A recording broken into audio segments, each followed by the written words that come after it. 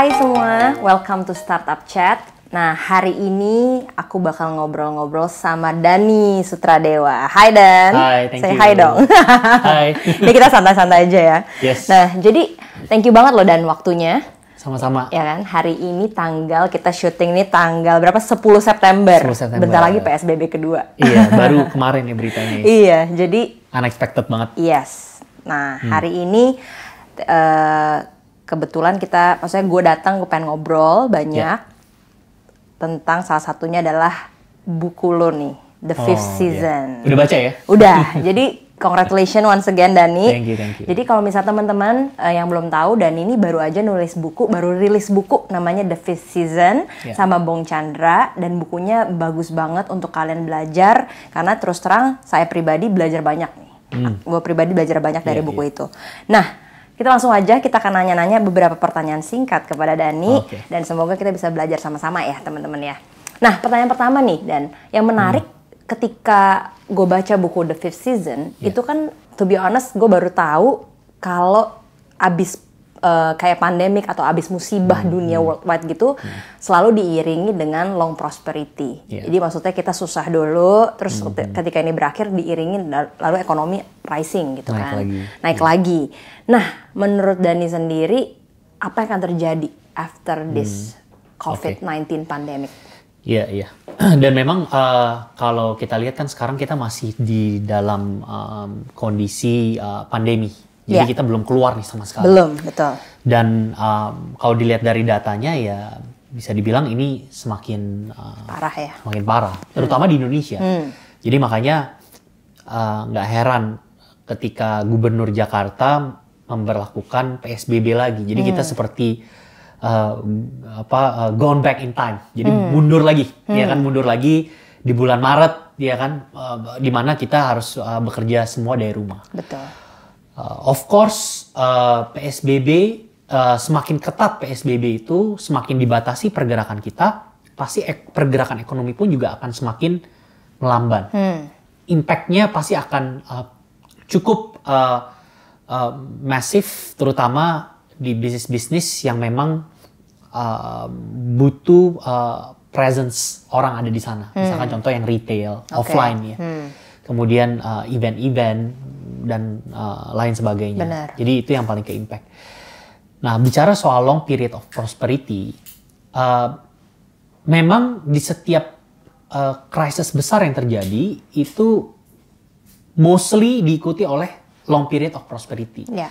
Nah, ini bukan sekedar statement yang saya dapat dari mimpi gitu ya, bukan, karena waktu saya bikin buku The Fifth Season, waktu itu PSBB juga ya di bulan Maret sampai Mei, gue sempat pelajari beberapa sejarah krisis di dunia, dan memang gue melihat bahwa ada beberapa poin yang harus dilihat untuk bisa terjadinya long period of prosperity. Nah, poin yang pertama itu adalah tentunya kalau bahasa ekonominya itu adalah M2. Jadi circulation of money yang ada di ekonomi. Nah, di 2008 pada saat krisis yang kemarin itu ya, global financial crisis, itu US dia mencetak kurang lebih 800 lebih billion untuk di disburse, mencetak uang baru ya. Mencetak uang baru, kemudian diberikan stimulus ke masyarakat, terutama kepada banker-banker. Banker-banker yang memang waktu itu bisnisnya lagi mau kolaps. Nah, dari sana kemudian penyebaran uang yang ada di US, terutama di dunia, itu jadi makin banyak. Sekarang yang terjadi adalah hampir seluruh negara-negara di seluruh dunia itu melakukan yang namanya pencetakan uang. Nah, jadi otomatis ketika uang itu beredar di masyarakat, otomatis akan terjadi, ini sudah pasti akan terjadi inflasi. Nah, gue sangat mengikuti dan gue mengikuti pahamnya seorang ekonom yang cukup terkenal ya, namanya Milton Friedman.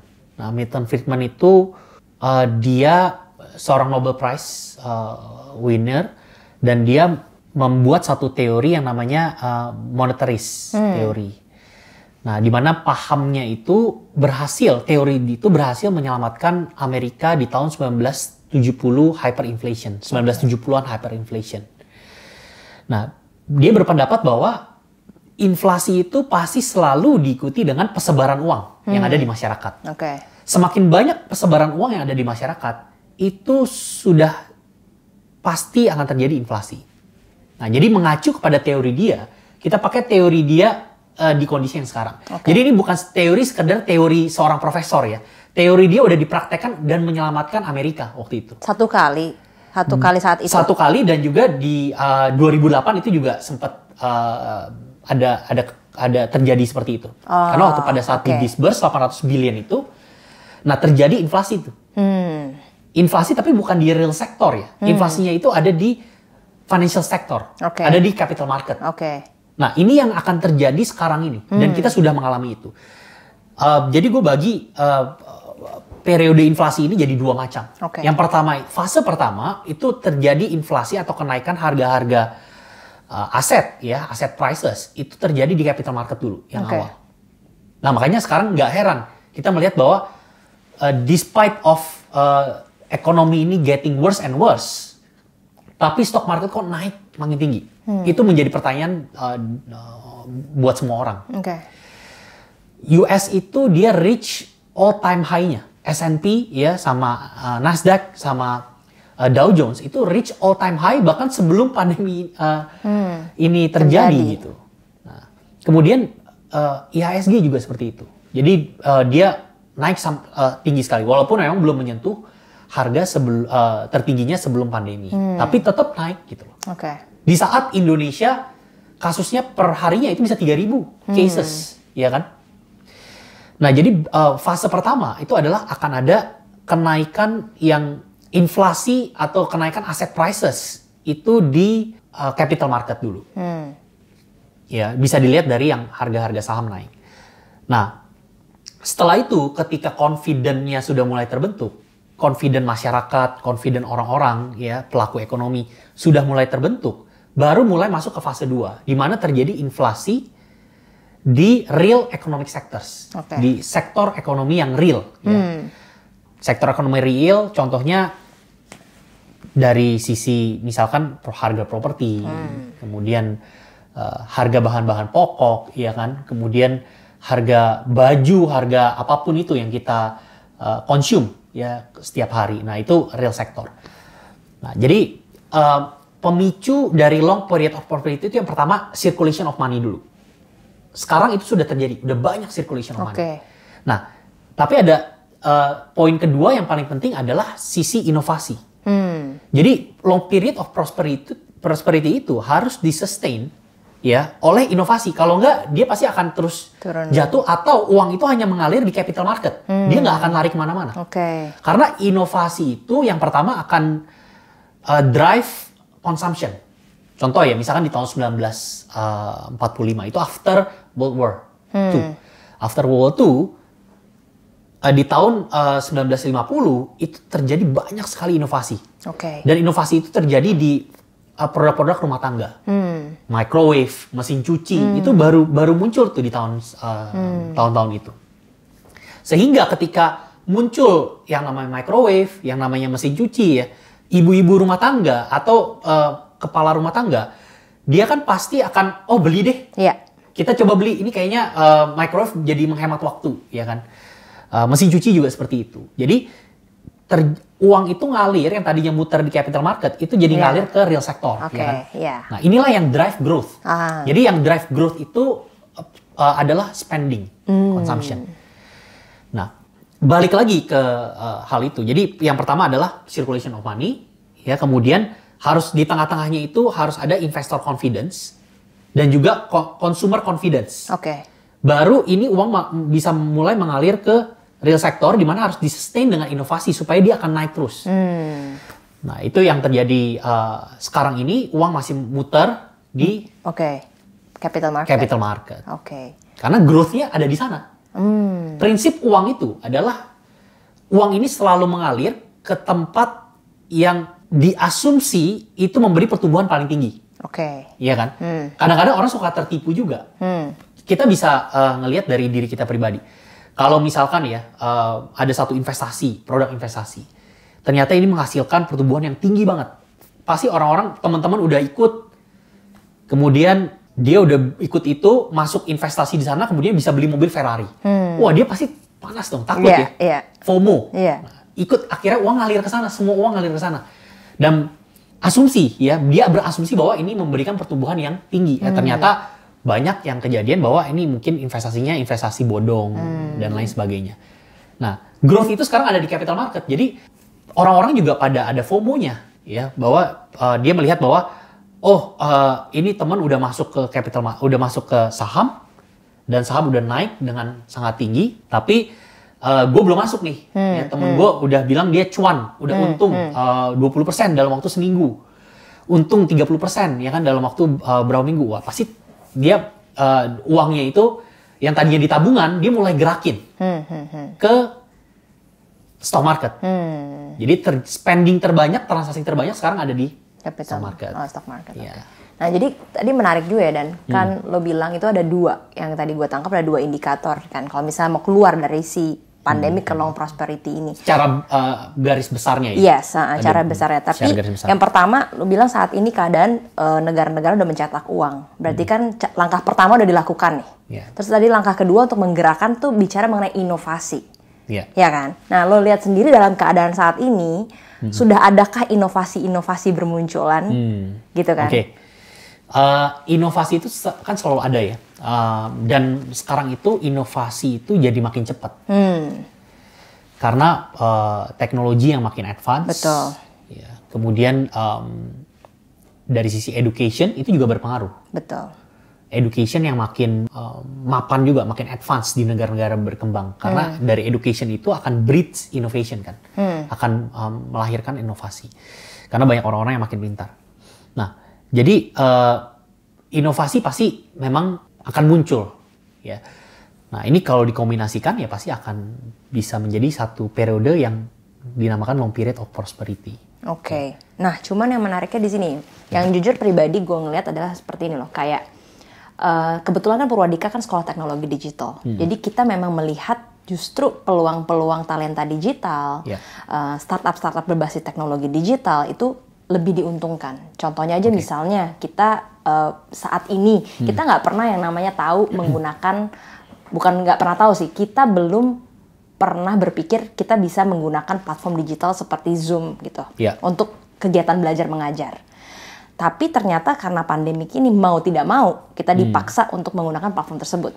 Nah, walaupun rasanya tidak nyaman, tapi ternyata apa yang kita sadari, bisa juga ya ternyata. Benar. Melakukan kegiatan belajar mengajar di sini. Dan seperti yang kalau gue nggak salah, gue suka ngeliat di Instagram story my friend gitu, ya stoknya sahamnya Zoom juga naik. Ya naik gitu kan. Terus bicara mengenai e-commerce gitu kan.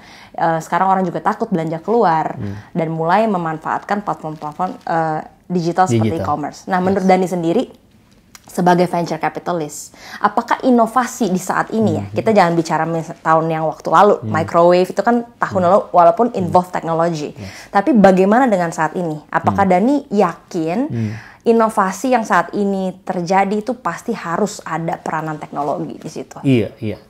Oh pasti itu ya? Harus. Ya, itu udah menjadi kewajiban dari semua entrepreneur yang menjalankan usahanya, itu harus infuse teknologi ke dalam ke dalam bisnisnya mereka. Dan crisis itu akan foster a lot of creative people. Ya kan? Jadi kalau kita melihat balik ya di tahun 2000 kemudian tahun 2008 pada saat krisis, itu bisa dilihat bahwa melahirkan entrepreneur yang luar biasa. Contoh misalkan di 2008, kita lihat balik ke Indonesia. Di Indonesia itu di 2008, kalau kita melihat sekarang, itu kurang lebih ada 6 unicorn di Indonesia. Ada 6 unicorn, di salah satunya sebenarnya bukan 6, 5 unicorn dan 1 decacorn, yaitu Gojek. Iya kan? Nah, dari 5 unicorn dan 1 decacorn tersebut, 3 itu lahir di 2008-2009 pada saat global financial crisis. Gojek, Tokopedia, sama satu lagi kalau nggak salah Traveloka. Ya. Itu lahir di 2008, 2009. Jadi bayangkan 50% ya dari perusahaan tech company yang the largest di Indonesia itu lahir pada saat krisis. Iya. Nah, kenapa bisa lahir di tengah krisis? Yang pertama, krisis itu membawa kreativitas. Karena kita dipaksa di situasi yang benar-benar nggak nyaman. Akhirnya mereka cari jalan keluarnya gimana harus tetap survive. Itu yang tahap pertama. Kemudian yang kedua, krisis yang ini terjadi itu menyisihkan entrepreneur yang jelek dengan entrepreneur yang baik. Entrepreneur yang jelek itu tidak akan bisa bertahan. Dia seperti saringan krisis ini. Entrepreneur yang bagus, yang punya mental yang kuat, dialah yang bertahan di sini. Dia akan mau adaptasi lah ya dengan keadaan yang baru ini. Iya. Jadi dia bisa bertahan. Jadi kan jadi saringan nih. Yang nggak bagus itu ya akan hilang dengan sendirinya. Yang bagus dia akan bertahan. Nah, bagus ini bukan dalam arti mereka harus the smartest people in the room, nggak perlu begitu. Tapi mereka itu harus punya mental yang kuat dan mereka mau untuk beradaptasi. Ya kan? Jadi itu. Kemudian yang ketiga yang paling penting adalah mereka dipaksa untuk berpikir dan mengoperasikan bisnisnya secara efisien. Mereka dipaksa untuk seperti itu. Kalau dulu zaman 5 tahun lalu, ya 6 tahun lalu, startup-startup ini bisa dibilang dipamper sama venture capital. Kenapa? Karena mereka dengan easily they can get money, easy money, ya kan? Betul. Jadi mereka itu spending dengan sangat enaknya aja. Hire orang yang mungkin belum waktunya dia udah hire, ya kan? Jual barang dikasih harga yang mungkin gratis produknya mereka. Padahal belum tentu itu menghasilkan real tractions. Yes, betul. Mereka hanya membuat itu sebagai seolah-olah ya tractions yang memang itu bisa dibilang artificial. Betul. Tractions. Dimana begitu program itu dicabut, yang gratis-gratisan dicabut, udah hilang, habis. Nah, itu yang terjadi tuh 5 tahun lalu. Nah, sekarang mereka itu dipaksa untuk berpikir seefisien mungkin. Ya, jadi karena mindsetnya dan cara beroperasinya perusahaan-perusahaan di tengah krisis ini dia sangat efisien. Sesudah krisis ini berlalu, terjadi yang namanya long period of prosperity itu, mereka orang krisis aja bisa bertahan, apalagi ada long period of prosperity, mereka akan semakin naik, akan semakin booming. Ya, itu udah terjadi. Gojek, Tokopedia, Traveloka, mereka semua bootstrapping di awal. Betul. Ya. Cuma memang mungkin keadaannya saat ini terus terang ya karena kita belum lebih pernah, buruk. Iya, kita belum pernah ada di situasi seperti ini kan.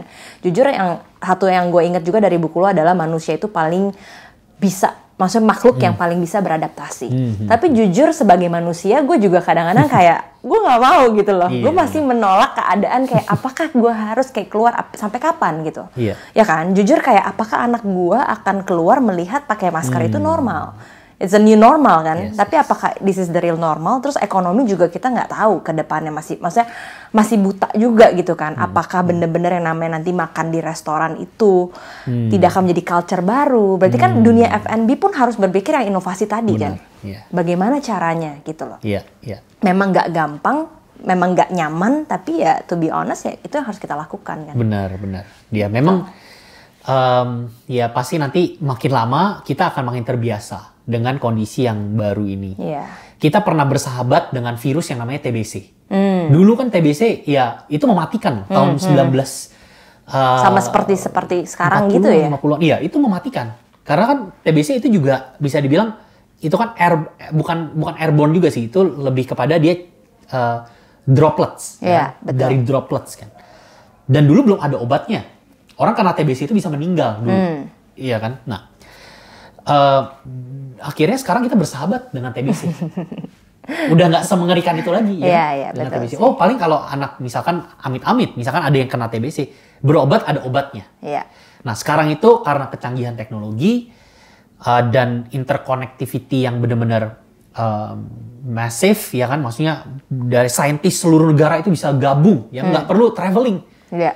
bisa gabung pakai Zoom meeting atau pakai apa ya kan? Seharusnya lebih cepat ya, Dan. Jadi pertukaran informasi, pertukaran knowledge itu jadi lebih cepat. Makanya nggak heran sekarang itu vaksin bahkan di Rusia ya, udah mulai divaksinasi tuh orang-orang di Rusia. Laboratori perusahaan-perusahaan farmasi yang terbesar itu juga mereka sudah melakukan trial-trial yang udah mendekati lolos uji klinis. Ya, jadi mudah-mudahan dengan adanya kecepatan teknologi dan pertukaran informasi yang semakin masif itu, keadaan ini, maksudnya inti daripada masalah ini yaitu virus ini itu bisa dihilangkan. Lebih cepat ya? Ya, lebih cepat. Jadi lebih kepada ya kita sebagai pelaku ekonomi, sebagai manusia juga ya kita harus bisa yang tadi itu beradaptasi ya. Nah, ini yang menarik juga, dan ini kan salah satu pendiri dari Salt Ventures. Jadi venture capitalist yang banyak juga invest di startup-startup. Nah, mungkin teman-teman ada yang nonton ini dan punya bisnis yang mungkin jauh dari peranan teknologi. Cuma mungkin Dani bisa sharing salah satu contoh aja dari portfolio Dani nih misalnya. Kayak ini loh, lu bisnis media misalnya, lu bisa berinovasi dengan cara seperti ini. Nah, biar jadi mungkin teman-teman yang kayak gue bisnisnya F&B gitu, gimana cara gue berinovasi? Atau gue bisnisnya jauh lah dari gini, how can I innovate my business gitu.